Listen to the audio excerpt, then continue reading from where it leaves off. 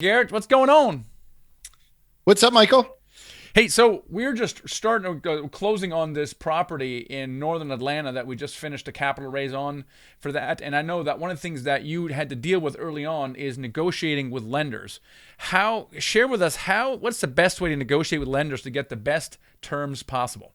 So, you guys, you got to understand that if you want to do real estate, you got to get really good at the debt side. If you think about any kind of deal that you're doing, that takes up the majority of the capital stack. So, I put a ton of focus into making sure that we have the best terms and the best situation going into our deal. In this particular deal, what happened last year during COVID is all the debt, all the bridge debt left the market. There was a lot of that going on. So we were using agency debt. We were going with Freddie Mac debt. And we were doing, that all last year. This year, we heard that the bridge debt was coming back, but it looked a lot different than the year prior to COVID. So in order to get the best terms, I went to a mortgage broker who knows all the new situations going on with bridge debt. They took our deal and they shopped it to 10 different people, which was great because I got back 7 term sheets that were all competing against each other. And then I was able to go one by one, look at them, go back to the top 3 or 4 and start to negotiate the actual terms within the term sheet. And so that was a really good strategy for us to get a bridge debt product that actually had an interest rate less than 4%, which I've never seen before.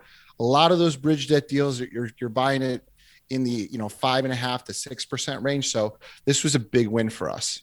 Getting the debt right is so important. In early days when we got started, we're like, we're going to lock in low interest rate at 10 to 12 years, which sounds good at the time. And back then, low interest rate was 5.25. Oh, geez, were we wrong? And more importantly, we couldn't exit. We're getting unsolicited offers. We want to refinance because it's added so much value. Now we can't because we have 10-year debt. They have to pay a giant prepayment penalty. So getting the debt right and actually thinking about the exit strategy is super important.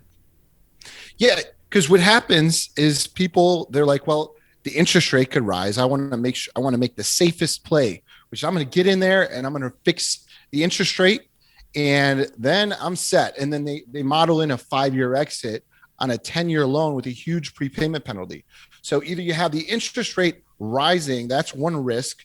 The other risk that's inherent if you go that route is that you have a huge prepayment penalty. And people don't think about that. So if anything goes sideways, your operation goes sideways, or you get a big offer and you want to exit, and you're in one of these fixed rate loans, you're just kind of stuck unless you want to take $2 million haircut.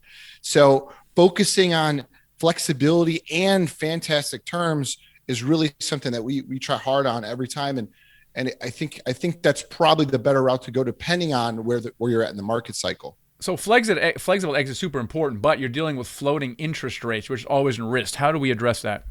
So you can buy an insurance cap, and the way you do this is you underwrite to a specific interest rate. So let's say the interest rate going in for us on this deal was 3.8%. Okay, but it could float.